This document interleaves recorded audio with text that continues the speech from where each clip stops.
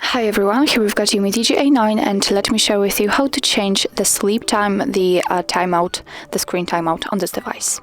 So firstly, let's enter the settings and tap on the display. Under the wallpaper, we've got the sleep, so let's tap on it. And here we've got some options from which you can choose. We can set either 15 or 30 seconds, or 1, 2, 5, 10 or 30 minutes. Now we've got 30 minutes applied because this option is marked. If you'd like to change it, all you have to do is simply tap on the option you want to use. So let me pick, for example, 5 minutes.